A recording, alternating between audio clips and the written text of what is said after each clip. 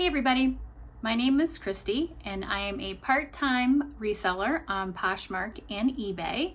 You can find my Poshmark closet at Betty Chic 1116. You can find me on eBay at Betty Chic Boutique. And if you do Instagram, you can also find me there at Betty Chic Boutique. And the topic for this week is another what sold video. It seemed to be pretty popular last week, so I thought that I would share with you again what sold for me the week of 12/30 through 1/5. So December 30th through January 5th, which was yesterday. So coming to you on Mondays. I try and do these videos on Mondays so you can get the news fresh off the press as I am figuring it out as well. So last week, total gross sales for me on both Poshmark and eBay was $298 total. So the story of last week, it was all about Poshmark. I actually only sold one thing on eBay last week, which is totally fine. I've mentioned before, I'm still experimenting with eBay. I haven't put up the 200 listings yet that I can get in my eBay store. I have a small, just basic store on eBay yet. So I am still working on getting items that I think will sell well, cross-listed over there. So eBay is kind of a bonus for me. I did well on Poshmark last week. So the way that broke out of the $298 that I sold, $270 of it was on Poshmark and then $28 of it was on eBay. And again, I have my post-it notes as reference. So if you see me looking down, that's why I'm looking down. Now, after you take out Poshmark fees, any shipping discounts that I gave, as well as eBay fees, my total gross earnings was $201. And after you look at my cost of goods on those items were $77.63. That means that, and this was on Poshmark, by the way, 201 gross earnings, $77.63 of cost of goods. My profit from Poshmark was $123.47. When you include the profit from the one item that I sold on eBay, my total gross profit for the week, going back in my pocket, was $139.67. So how many items did I sell? I've already mentioned I only sold one item on eBay, but I sold 16 items on Poshmark during that time. Another interesting fun fact, I'm of course tracking my average sales price. And again, it's gone up again on Poshmark for the third week in a row, which is pretty fantastic. $16.87 was my average sales price on Poshmark. And then the one item that I sold on eBay, it sold for $28. So the average sales price on eBay was $28. That's pretty easy math. I like that. I thought that I would also share with you again the top items that sold for me, and actually the eBay item kind of fits nicely into these items. I'm going to give you my top 3 items on Poshmark. So the first one, and all 3 of these items, by the way, sold for $30. So the first thing was a pair of Big Star. It was called the Live Boot jean. So it was a pair of like dark washed distressed jeans, had a little emblem, a little swirl pattern on the back pockets, but that sold at full price, which was fantastic. The second item that I sold on Poshmark, also for $30, it was another pair of jeans. It was called a Prana. It was Moonrock Cara fitted denim jeans is the listing title that I had for it. I wasn't sure if those were, how those were going to be reacted to by the buying audience, because they had this kind of interesting square kind of check pattern on it. They were more of a gray denim, and then they had this definite kind of purple undertone color to it. So it wasn't your standard jeans that you would be wearing or that you would think of grabbing. They definitely were, had a bit of a pattern to it and were more of a colored jean. And then the last item that sold for $30 on Poshmark, it was a Lily Pulitzer. It was a navy blue dress. It was a sleeveless V-neck. It was a really pretty kind of sheath dress with this lace overlay on it. I've been getting quite a few likes on it, and I was I was getting a lot of likes on it, but I wasn't getting, of course, any sales on it. And so that one I had played around with the price quite a bit. And when I hit $30, and it's been sitting at $30 for a couple of weeks, that's when it finally sold for full price. So that was great. The one item that I sold on eBay for $28, it was a pair of Tory Burch. It was these khaki colored shorts, and then they had this really fun pop of color. It was an orange belt and it was an attached belt across the top, orange and blue. So kind of cool pop of color. What was interesting is I did sell 3 pairs of shorts last week. So clearly people are in the mood either to take vacation or to get their wardrobes ready for the spring and the summer. So definitely that's something that's the cool thing about selling on these online platforms is we are not hindered by season. People are buying different types of clothes all year long. So definitely don't feel like you can't add swimsuits to your Poshmark closet right now. That would be, I would actually be stocking up on swimsuits if I could find them right now, because people are going to be definitely buying those soon. But a couple of things, just kind of reflecting back on the week. And, now that I've been doing this what sold video for the last 2 weeks, I've been very diligent, of course, about looking at what sold and also what I bought these items for, because with 750-ish items, active listings in my closet right now, I don't always go back and do a really thorough job of exactly how much I paid for these things kind of in the moment or immediately after they sell. I'm doing these things sometimes in batches in like a quarter, or after a month of sales or something like that.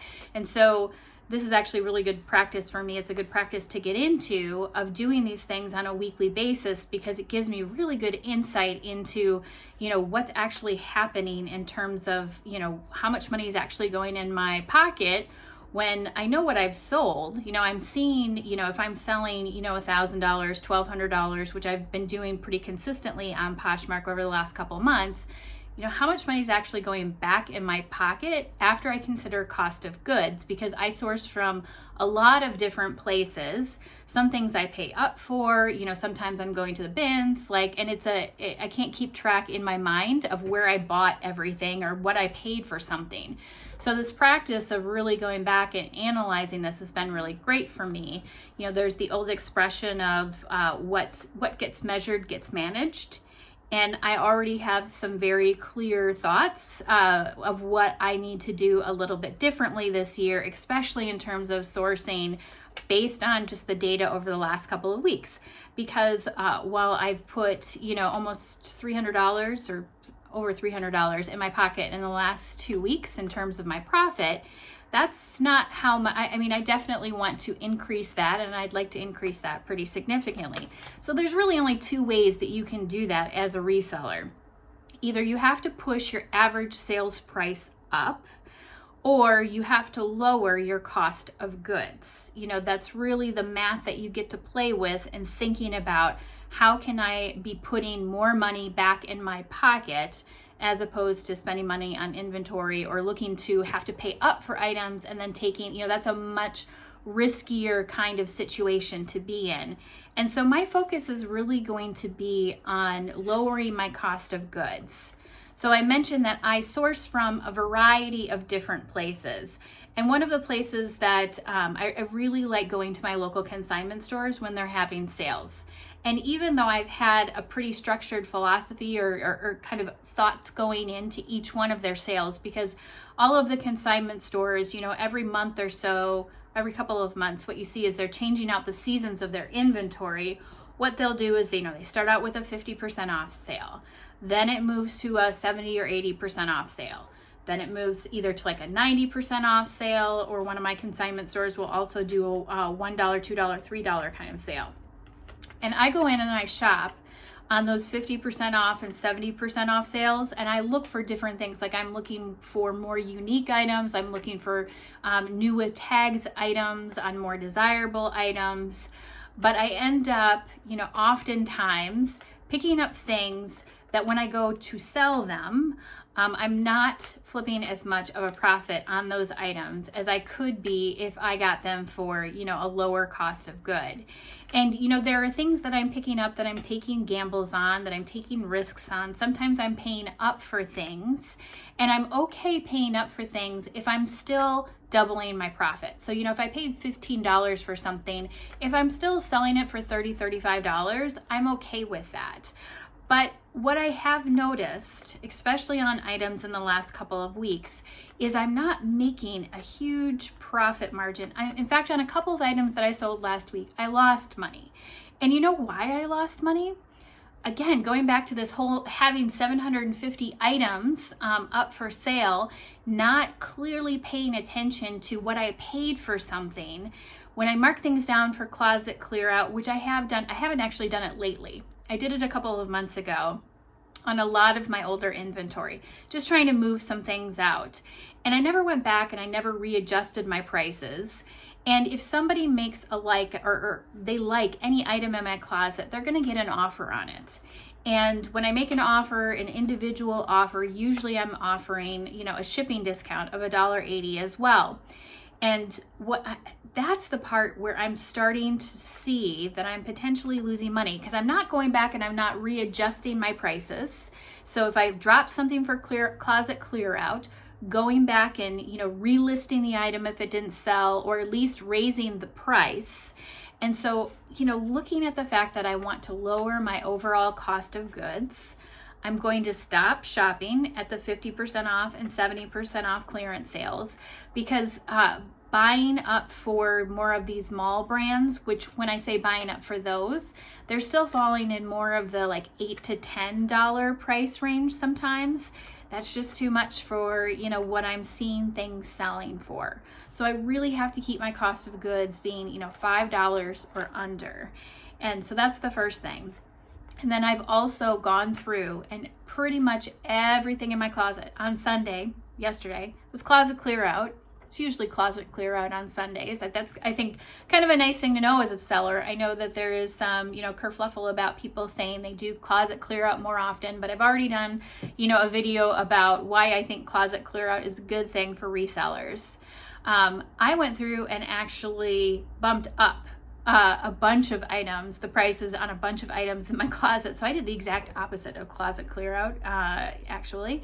I've sold 2 items today, and I've sold them because I picked them up for a lower cost of goods. They were actually there was really good profit margins on those 2 items. So, and then just kind of getting that relisting, that edit, refresh the listing, relist it. It's getting it in front of some new eyes. But there's definitely some things I need to go through, and I just need to refresh a bunch of my older items. And so that's something I'm thinking about doing over the course of this next week.